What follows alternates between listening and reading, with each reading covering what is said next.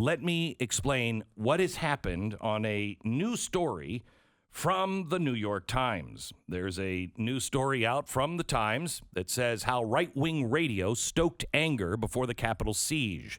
Shows hosted by Rush Limbaugh, Sean Hannity, and other talk radio stars promoted debunked claims of a stolen election and urged listeners to fight back.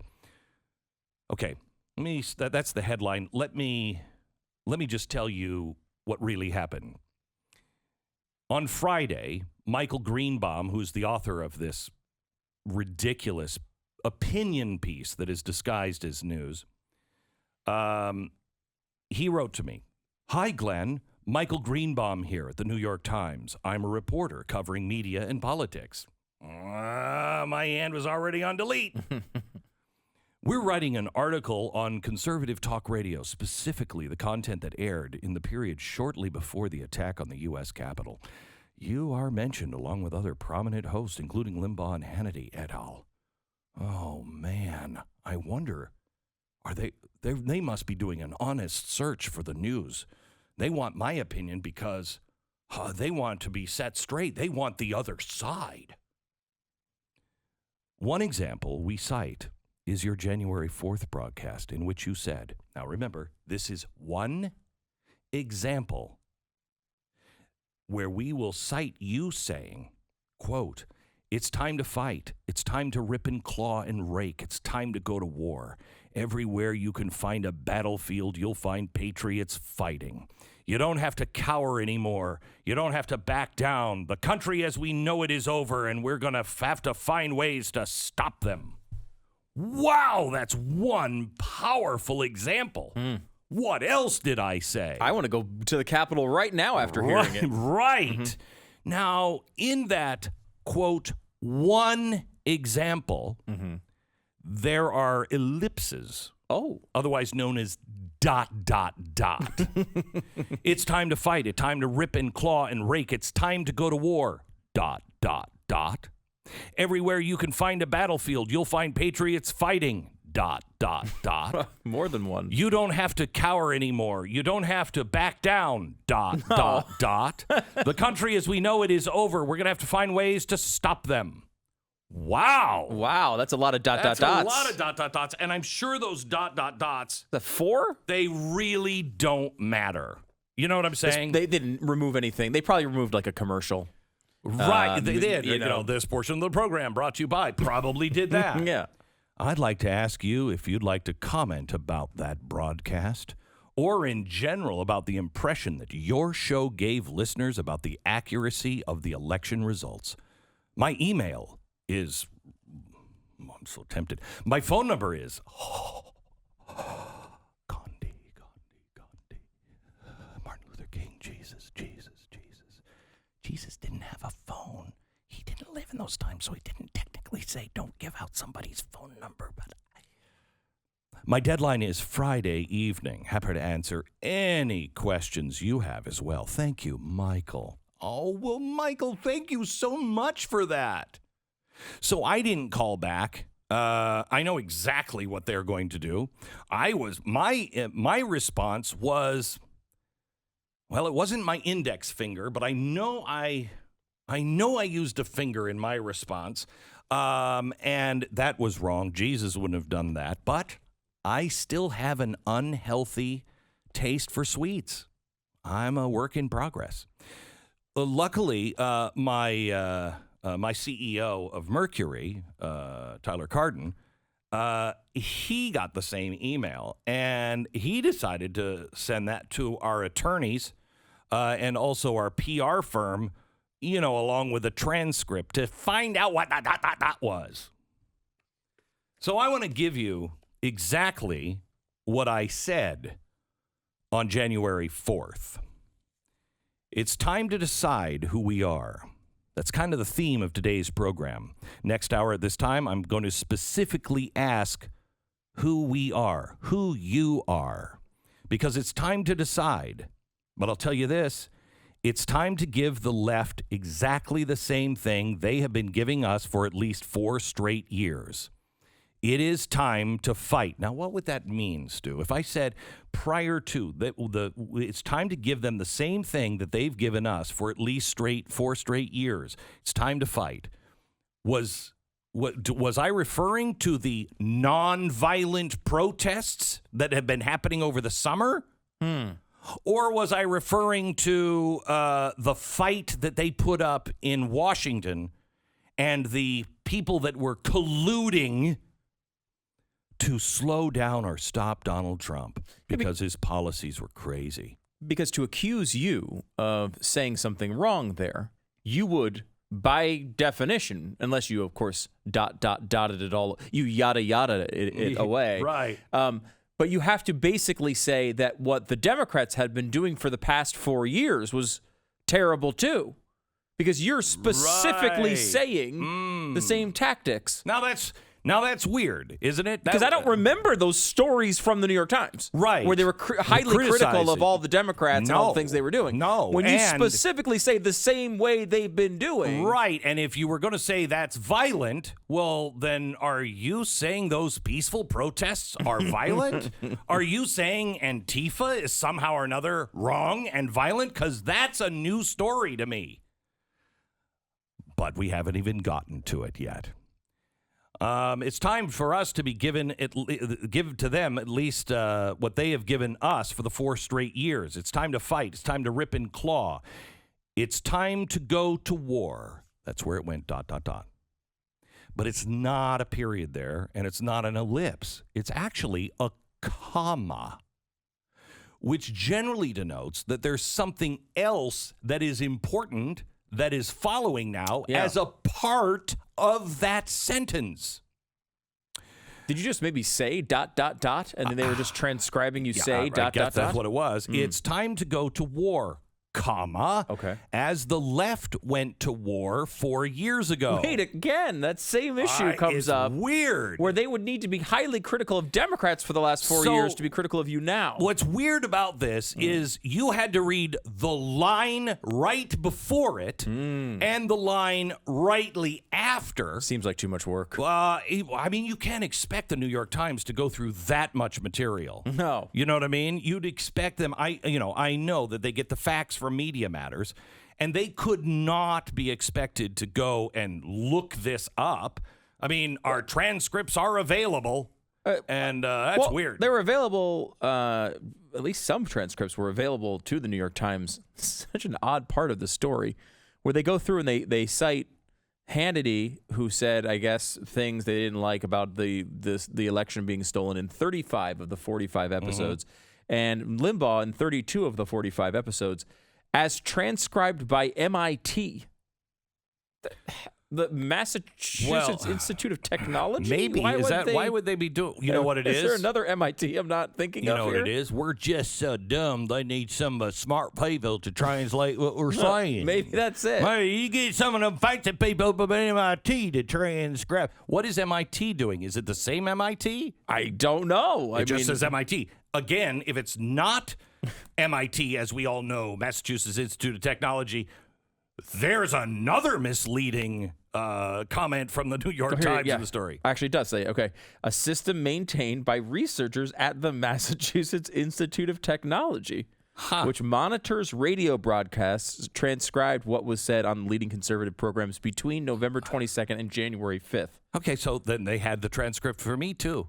Isn't that interesting that they didn't give you the list of how many times isn't that interesting? I mean, isn't that interesting? Oh, it's so frustrating, especially after how many years, how many shows, how many times, how many major public events you have held with the sole focus of being peaceful at rallies.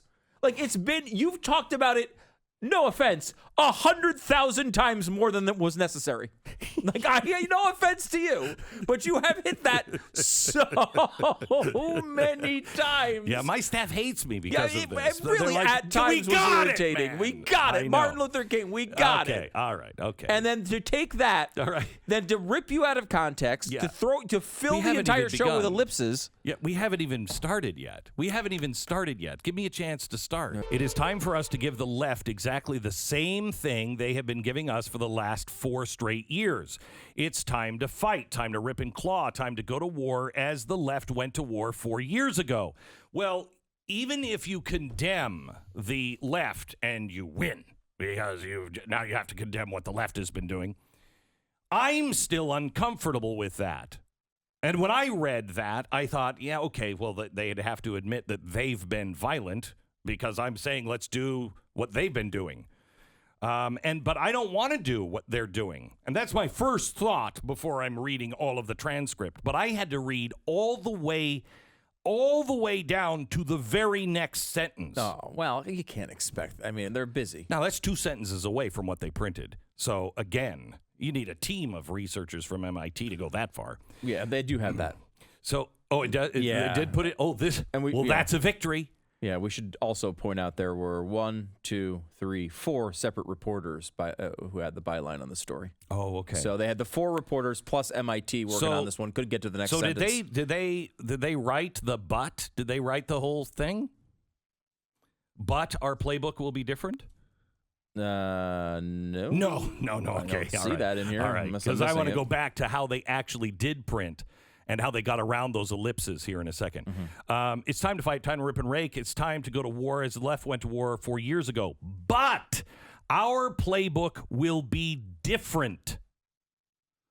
Now, they don't expect us to actually stand up and stand together. They believe through their algorithms they can control and convince you to sit down. They believe they can convince you that you're all alone. Well, you're not. They think that you're going to roll over and show them our bellies, but you're not. Then I went into a little rant about Mitt Romney.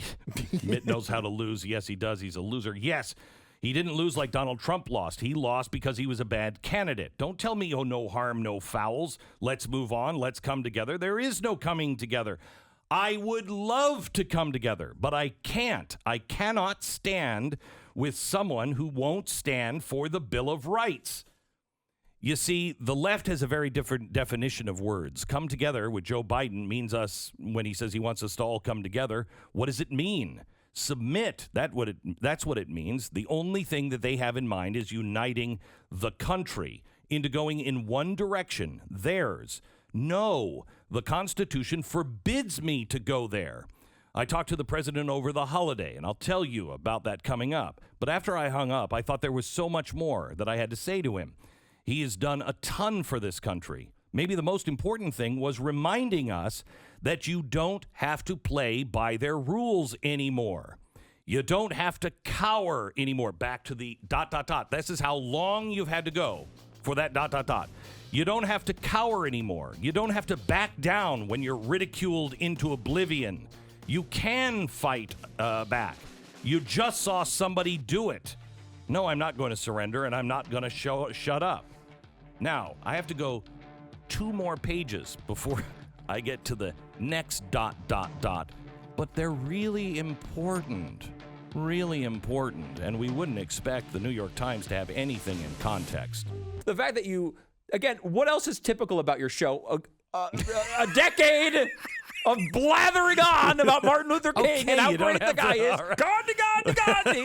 We used to mock you incessantly about how often you talked about that. They don't put that in. They act as if it's some throw-in statement the next day. I know. It's been the theme of the show for a decade. Because to them, it is a throwaway line. Right. Because they don't listen. I cannot program to people who don't listen to the show. Right. I can't speak to those who don't listen to the show. I'm not going to write or formulate thoughts for people who don't listen.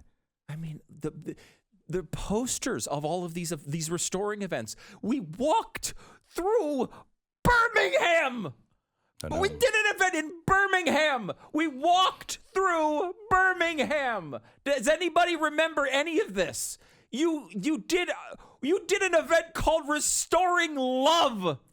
You're a conservative talk show host, got 100,000 people to go to Cowboys Stadium, AT&T Stadium, so they could restore freaking love. And that's how they summarize your career. Yeah, well. One quote completely out of context with 9,000 ellipses. It doesn't. Oh, it it's so doesn't. frustrating. So here, I thank you for that because Gandhi wouldn't have said those things, but I'm glad this Gandhi has you. All right. It would have been funny if Gandhi was like, but peace, just let's peace. Yeah, you know what? These bastards! So listen. Here's what I really want you to know. I want you to picture this. 2 bighorn rams on a hill facing off. They're about to headbutt each other. And the instigating ram charges forward. Well, usually the other ram will start charging back. If that ram just steps to one side, the other ram goes off the cliff. Whoa, you were supposed to stop me! The New York Times is the first ram. They're the instigator. They picked a fight. They're barreling towards us. They expect us to fight back. Take the hit and make it worse. Yeah. That just really proves that their ridiculous statement has some validity. No. The New York Times is the one, and we're going to be posting things on glennbeck.com. The New York Times is the one that has excused violence and now have people working for them that would say that Martin Luther King's message is wrong. So I'm not even, it doesn't bother me.